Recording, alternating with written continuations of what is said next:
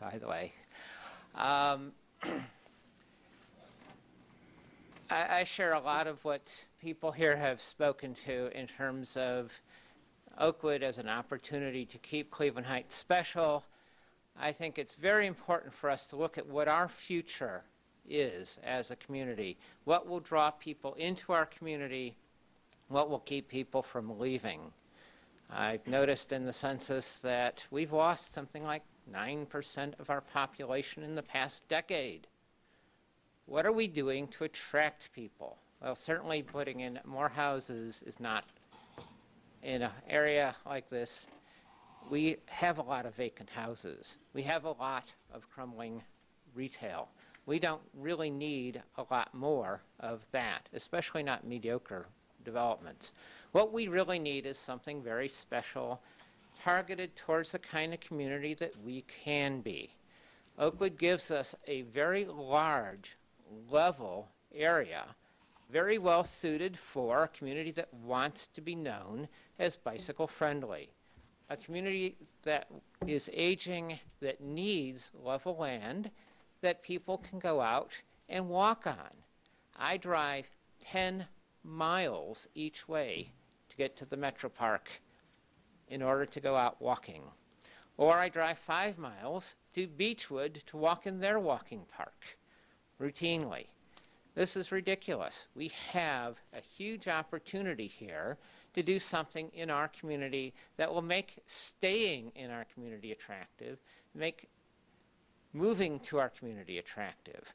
I think you can look at this for recreational opportunities. You can look at it for wildlife preservation. There's enough land there to accommodate many different recreational needs, many different nature-oriented needs, and really help us market this community as a place where people should move to. Thank you very much.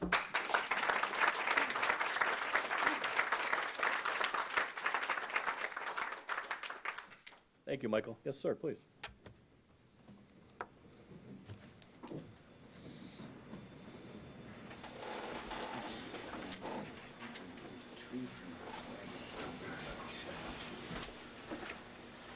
Lamar Peters, 3805 Berkeley Road. Welcome, Lamar. Thank you. My wife and I have lived on Berkeley for 27 years now. Absolutely love the area. But I looked at the map of what is proposed from Selwyn Road to Blanche. Those of us who lived close to that Oakwood Park are going to be looking out at box stores. That's what the map shows that we're going to be facing. So even though I can understand all this about park area and dog trails and all that, our immediate concern is what we're going to be looking at.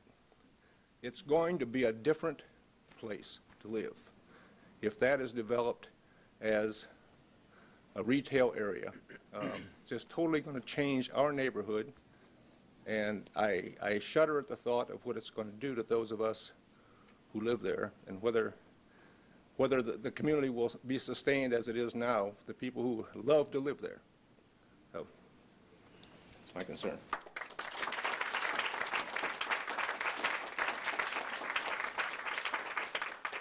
Thank you, Lamar.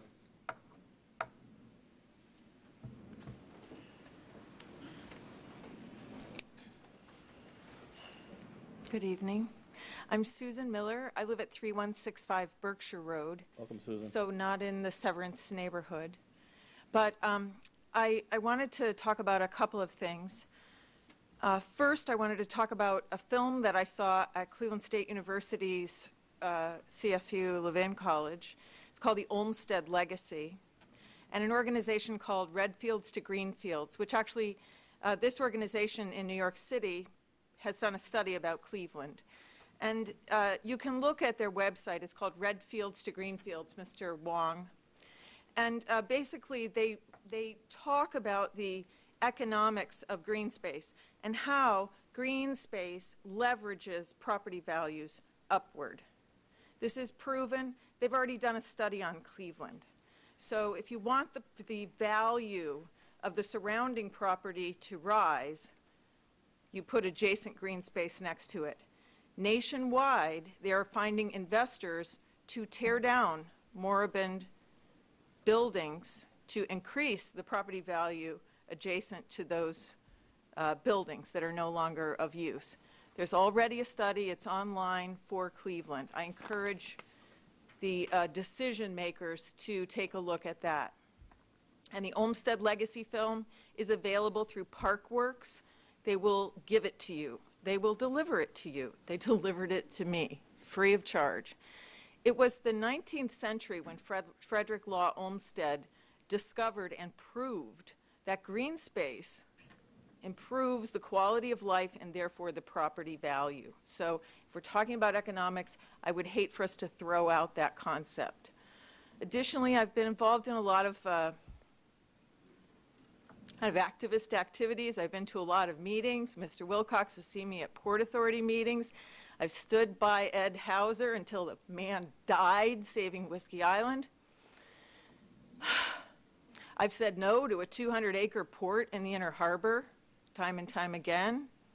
Thankfully, hopefully that's not going to happen. We managed to retain Dike 14. It's a struggle every time you want to save an acre of green space. It shouldn't be a struggle.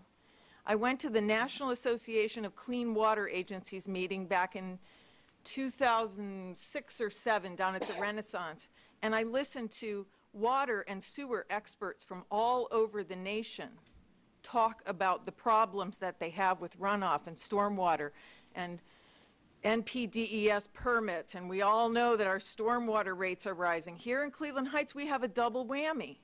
We're in the inner ring. We have the combined sewer overflow. That'll be a bump in the bill. Then you have stormwater runoff. That's a whole other bill. It's going to increase exponentially. The message from the National Association of Clean Water Agencies is the city is a sponge. The more you can allow the ground, Mother Nature, to absorb and filter that water, the better the life of the lake is. We all depend on that life of the lake. That is our economic boon, not a retail store, not chain retail, not corporate America, importing corporate America. Now then I went to Sustainability 2019, where I had to listen to the guy from Walmart stand up there for a half an hour and say, Walmart is local. Really? I don't think so. I would be patently against putting in more housing in a place that has a glut of housing. We have more than enough houses. I had to sell the house next door to me by gardening in the front yard. It sat vacant for 7 years until I finally convinced the owner of the house, some deadbeat in California, through the realtor, to allow me to dig up the front yard and plant food there. I planted food with the kids that 14 of them live in the Section 8 house across the street. They'd never put a shovel in the ground. Within 3 months, the house was under contract. That's the kind of activity that we need to have in Cleveland Heights. That's the kind of thing that makes Cleveland Heights special. Green space, shrinking the carbon footprint by growing more of our own, allowing the city to be a sponge and not paving it over more. One other thing I wanted to mention, because I heard you say that there will be a long process and there will be planning and there will be architectural board of review, and I remember all of this because I was involved and I was here a lot during the library board debacle. The bridge thing, you know, let's build a brick building, leverage between 2 buildings over Lee Road. Thank God that didn't happen. You said, and I just want to point out this language, that people will be heard. And after being heard about Medical Mart and being heard about the port and being heard, I don't want to just be heard. I don't want to just say, it's that language.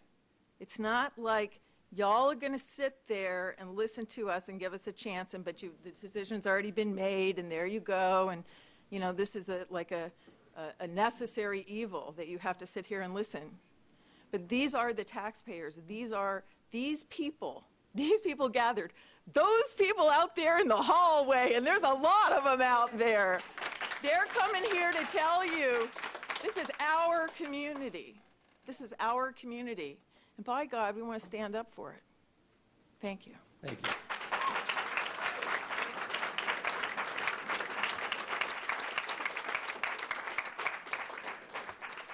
Thank you, Susan. Sam Wolf, Wolf with an E, 3126 East Derbyshire Road. Welcome, Sam.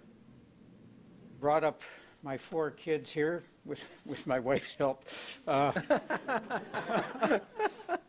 I will make the shortest comment here. As Rene Descartes said, who was not a resident of our community, he said, I'm sorry for the length of this letter, but I didn't have time to make it shorter. This is the briefest comment here, I think. I'm looking at that flag with a tree on it, and I sure hope we don't have to hire an artist to have a picture of a big box on it. Thank you, Sam. That's my comment.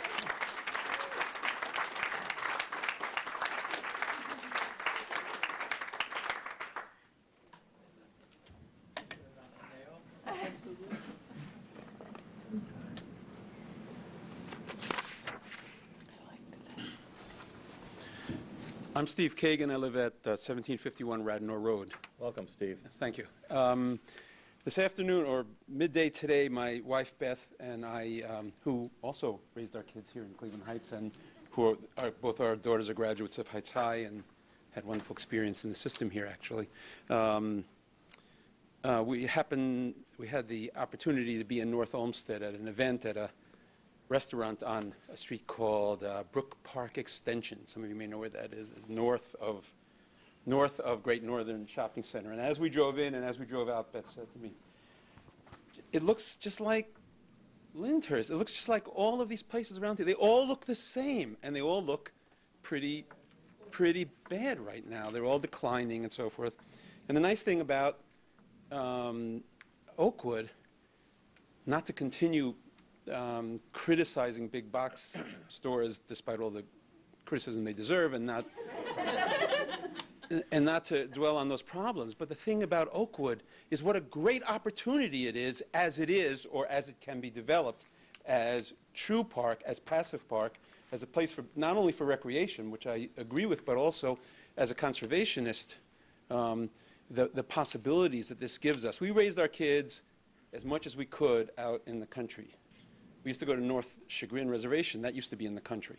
It's not in the country anymore, you know, if you go out there. It's sort of in the city. We do a lot of walking in Forest Hill Park, most of it in East Cleveland. We do a lot of walking in Shaker Lakes, most of it in Shaker. We go to other towns. And here, finally, this place, for the 40 years that we've been here, that's been closed to us, may be open to us. And to lose it, to lose what it represents, what the potential is for being this tremendously supportive, nourishing, and in conservation terms, important spot in our landscape. What a terrible tragedy it would be to lose that. So I want to look at it in that positive way. You know, this is a great, great resource that it would be just a terrible tragedy to lose. Thank you. Thank you, Steve.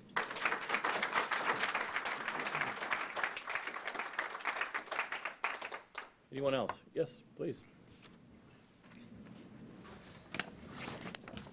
Hi, I'm Cindy Carol Pankhurst. I live at 1541 Maple and have done since 1987 in an owner-occupied double. Welcome tonight, Cindy. I'm very happy to be a Cleveland Heights resident, despite the fact that I recognize that as an inner-ring suburb, we are under enormous economic pressures. I would plead with the council not to be overly wooed by the developers that come in with promises of great employment, tax revenue, new housing, new residents.